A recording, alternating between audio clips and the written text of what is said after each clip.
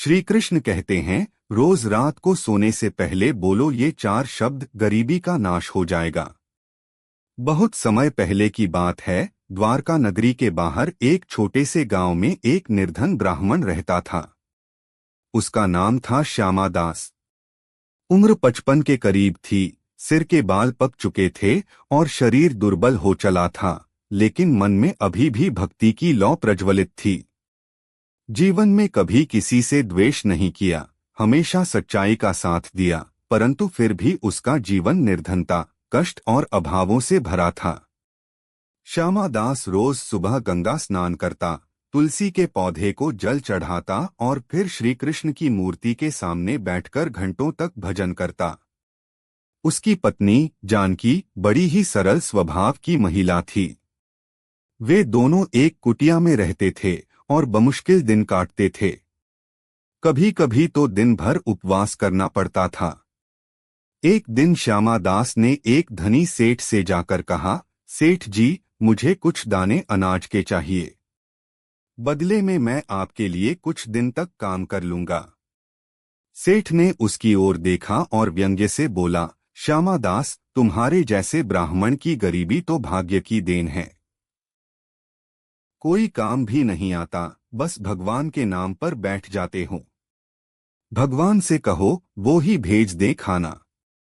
श्यामा दास ने दुखी होकर कहा, ठीक है सेठ जी, ईश्वर ही मेरा मार्गदर्शक है। रात को जब वह भूखा घर लौटा तो जानकी ने कहा, अब और नहीं सहा जाता। एक बात बताओ, क्या भगवान सच में हमारी सुनते हैं? श्यामा दास ने उदासी से उत्तर दिया, शायद हमारी श्रद्धा कमजोर पड़ गई है, शायद हमने कोई रहस्य नहीं जाना। उस रात वह श्री कृष्ण की मूर्ति के सामने बैठा और आंखें मूंदकर गहराई से प्रार्थना करने लगा, हे माधव, हे गोविंद, अगर मेरा जीवन आपकी भक्ति में बीता है तो कृपा करके कोई मार्ग बताओ जिससे ये निर्धनता दूर हो। वह उसी मुद्रा में सो गया। तभी उसके स्वप्न में श्री कृष्ण प्रकट हुए। नीला रंग, मुरलीधर स्वरूप, मोहक मुस्कान और पीतांबर वस्त्र में साक्षात नारायण उसके सम्मुख खड़े थे।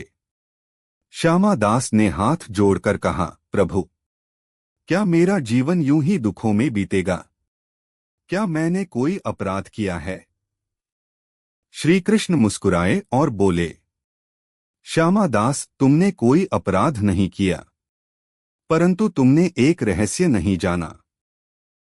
जीवन में कुछ शब्द ऐसे हैं जो आत्मा से निकलें तो ब्रह्मांड तक गूंजते हैं और भाग्य को बदल देते हैं।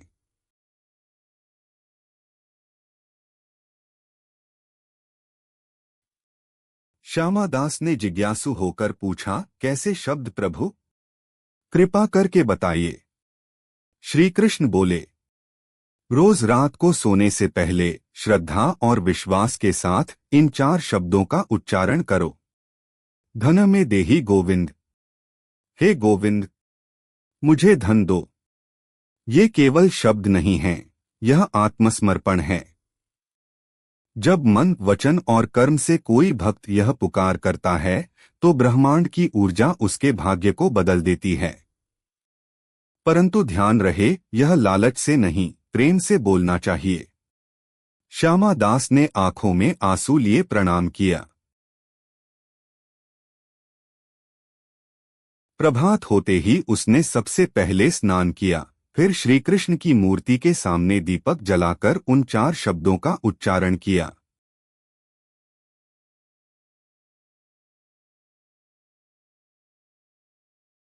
धन में देहि गोविंद। वह दिन तो यूं ही बीत गया, लेकिन रात को जब वह फिर से वही शब्द दोहराकर सोया तो उसे एक प्रकाश पुंज सपने में दिखाई दिया। उसने देखा कि कोई दिव्य पुरुष आकर उसकी कुटिया के पास की भूमि को खोद रहा है। सुबह जागते ही श्यामा दास ने पत्नी से कहा, जानकी, चलो कुटिया के पास की भूमि खोदते हैं। जानकी चौंकी, वहां क्यों? मुझे स्वप्न में श्री कृष्ण ने संकेत दिया है। दोनों ने मिलकर कुछ गज जमीन खोदी और उन्हें वहां एक पुराना घड़ा मिला जिसमें चांदी के सिक्के भरे थे। जानकी के आंसू बह निकले। वह बोली, ये चमत्कार है।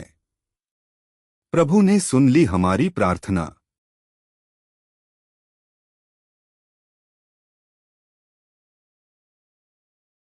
श्यामा दास ने तुरंत पास के मंदिर में जाकर आधे सिक्के दान कर दिए और बाकी से एक छोटी खेती और एक गौशाला शुरू की। धीरे धीरे गांव वालों को भी यह रहस्य पता चला कि श्यामा दास अब निर्धन नहीं रहा। सबने पूछा, तुमने क्या किया जो तुम्हारा भाग्य बदल गया?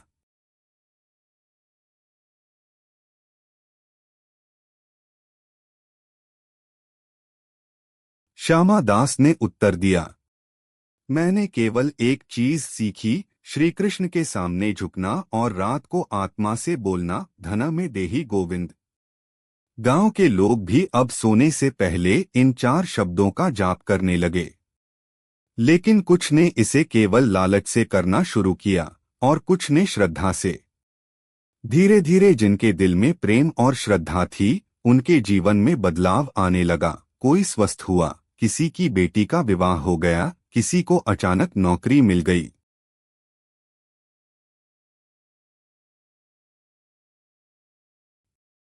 श्यामा दास ने एक दिन गांव के बच्चों को एक कथा सुनाई। बच्चों, भगवान कोई दुकान नहीं जहां जाकर मांगने से चीज मिल जाए। भगवान एक माँ की तरह हैं, जो तब देते हैं जब बच्चों की जरूरत सच्ची हो और मन निर्मल हो। ये 4 शब्द धन में देही गोविंद केवल मांगने के नहीं हैं, ये आत्मसमर्पण के हैं। उसके बाद वर्षों बीत गए। श्यामा दास वृद्ध हो चुका था, लेकिन उसके चेहरे पर शांति और संतोष की आभा थी। गांव अब संपन्न था, लोग परिश्रमी और भक्तिमान बन चुके थे।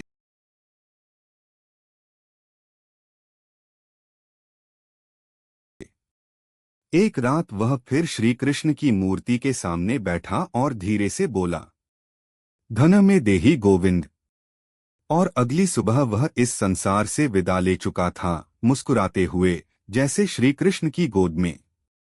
गांव के लोगों ने उसकी समाधि पर वह वाक्य अंकित करवाया, जो रात को सोने से पहले श्रद्धा से बोले, धन में देही गोविंद, उसके जीवन से निर्धनता सदा के लिए विदा हो जाती है।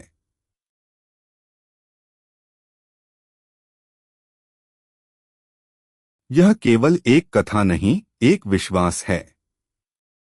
अगर आप भी हर रात सच्चे मन से बोलें, धन में देही गोविंद, तो हो सकता है आपकी किस्मत भी बदल जाए।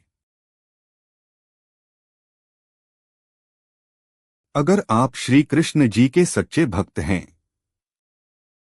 तो चैनल को सब्सक्राइब करो और वीडियो को लाइक करके कमेंट में जय श्री कृष्णा लिख दीजिए।